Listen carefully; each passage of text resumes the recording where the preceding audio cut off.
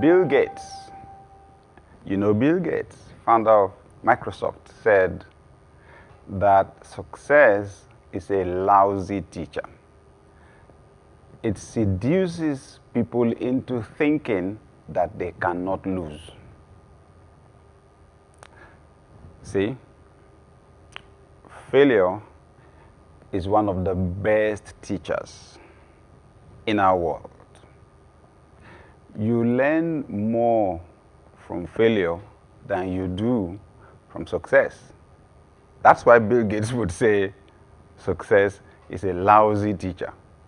That in fact what it does is to seduce you into thinking that you cannot fail. Some people get really confused when, let's say, they make only one attempt and things work out for them. Fine. I'm sure you know the way our world works. Once you do something that works out well, you become an expert. People consider you an expert in that area. And they begin to ask you, how did you do it? Your success confers on you authority to speak on the subject. And then you can begin to tell people the 5 steps to success in this area, or the 7 steps to success in this area. Okay. Most times we don't admit those 5 steps or 7 steps are not the only steps that there are to succeed. Sometimes there are 20, sometimes there are 50, sometimes there are 100, sometimes 1,000. But a combination of steps delivered success to you in that particular instance. The challenge is you try the same thing the next time and it doesn't work out. And that can be very puzzling. Okay? And depressing, especially for the person that's been successful before. Yeah. So Bill Gates says that success is a lousy teacher because it has a way of seducing successful people into thinking that they cannot lose. Failure, on the other hand, challenges you to think about what you can change, how to vary your approach, increasing your chances for success. I've come to realize sometimes to remain successful or to take your success to another level, you have to cannibalize your own success. Let me put that in simple language. You have to literally kill your own success sometimes to remain successful. How many people are willing to do that? Okay? So, because you're successful already, you don't want to destroy your success. That's what I'm saying. That success seduces. Bill Gates said that success seduces successful people into thinking that they cannot lose. They can. Big time. So, the person that has failed in an attempt does not have that seduction. The person that failed does not have the temptation to repeat the same thing because that approach failed already. So the person that has experienced failure is more open. So failure results in learning. Successful people don't see failure as the end of the world. They do not see failure as the end of the world. They see it as a new beginning. An opportunity to start again more intelligently, like Robert Schuller would say. Yep. An opportunity to begin again more intelligently. We learn a lot more from failure than we do from success. Am I saying, therefore, that we should only fail, we should not succeed? No, that's not what I'm saying. Okay? We should succeed. I'm just discussing how to achieve the success, and that failure is a normal part of the process. So, learn from your successes. Many people don't. So learn from your successes. Ask yourself, what worked? What did I get right this time? Then you can repeat it for as long as it will work for you. But I'm just simply trying to alert you. You will come to a point in time when your plans won't work out exactly the way you expected them to work out, and you need to know how to manage that.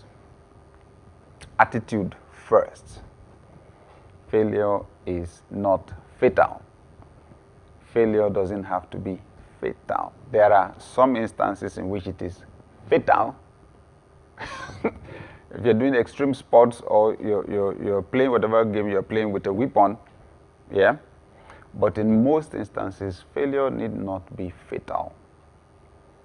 You want to get that right so that you can interpret accurately what's happening to you. I was discussing with a top leader just a few days back, and we were discussing about the transfer of knowledge in their organization. And they run a very dynamic system, a very innovative one, a highly innovative system. And I was pointing out to them that that can be challenging when it comes to leadership. The top leader knows what he's doing. Everything he's creating looks different. We realized that his associates are finding it difficult to comprehend what he's doing. So the people at the lower levels, each one tends to see their own part of the job as the whole thing, period. And sometimes they're just running at cross purposes with other departments or units in the organization. We talked about them developing manuals where they write everything that they do and how that they do those things. And then this brilliant leader said to me, but there are things that you will never be able to write down.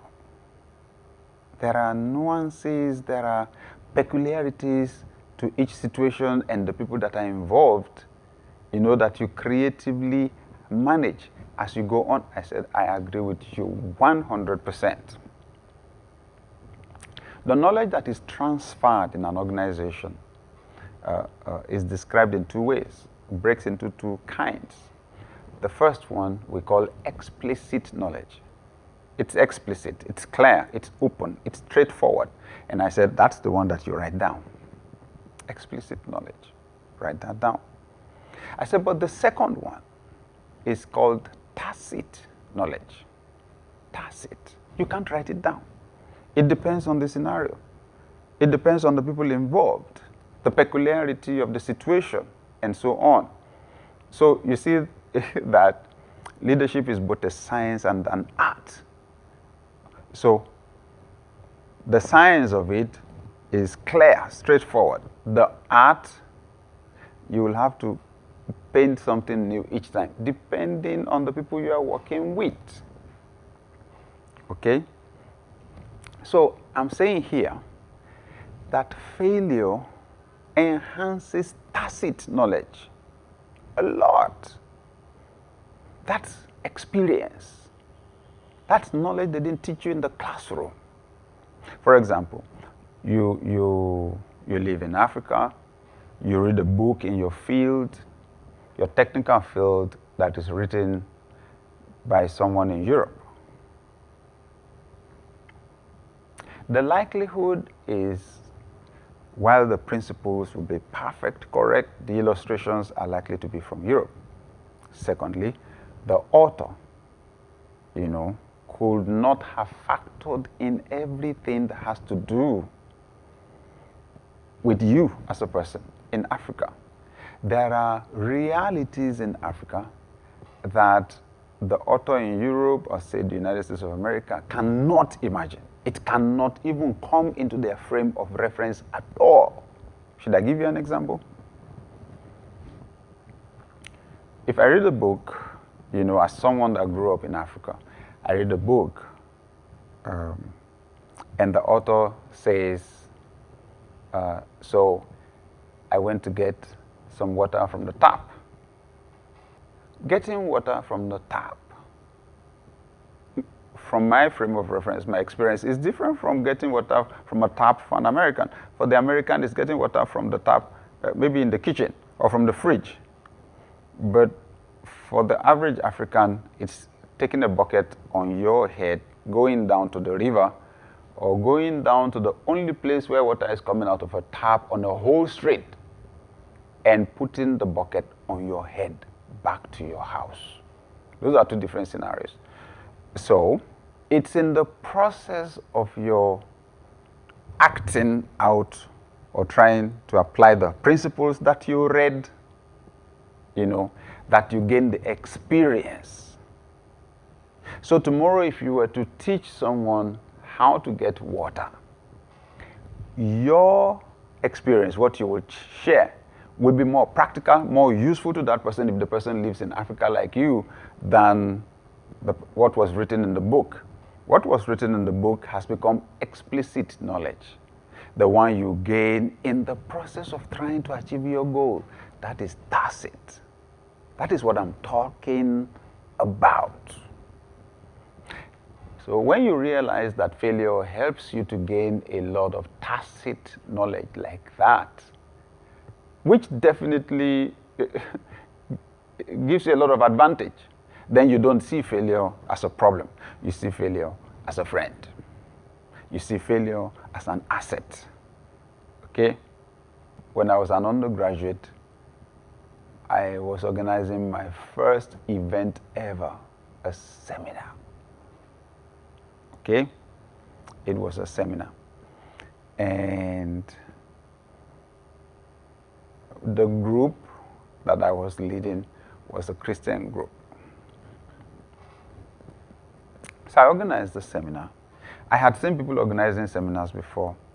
I mean, we didn't have access to Twitter or the internet then, but now you guys do. Or else I would have gone online and just checked how to organize a seminar.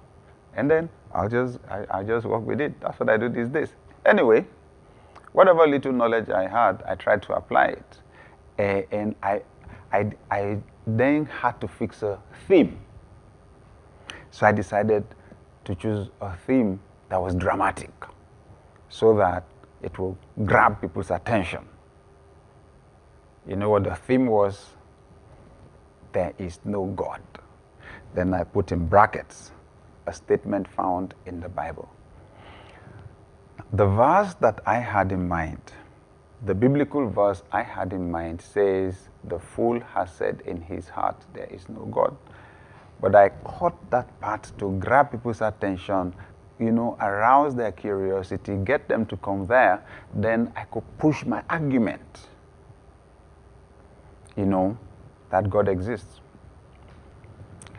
So we put those posters that we made, on the walls and pinboards all over the school.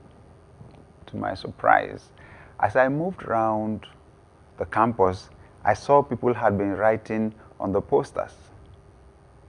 I read statements like, you are stupid. You are crazy. Something is wrong with you. You are mad. And so that was not the response I expected. That was not the response I expected. I expected them to come out of curiosity to hear what I had to say. And long and short of it, the attendance was not very encouraging at all when we got to the seminar. So I learned a lesson there. See, at least I will never use that topic again at a seminar. That's what I'm talking about.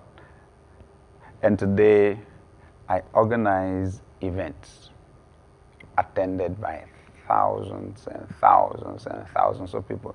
Some are attended by few people if it's for executives. Some are attended by thousands of people if it's everybody. But I've gained quite a bit of experience now in organizing an event. Now, there are aspects of the organization of an event that I handle like a professional, because of experience. Tacit knowledge. Yes. Have you observed that for every line of trade, every industry, that there are trade secrets? Have you observed that? Yes. There's a theoretical one. You can buy a book and read it, which is very important. But you will find out that the people that serve as apprentices usually achieve better results on the long run. Yes. Why? Because their serving apprenticeship exposes them to practical situations. Practical situations. And then when they take time to ask questions and to learn, the knowledge that they gain is heavy on tacit knowledge. Tacit knowledge is a huge composition of what they know. So it's practical.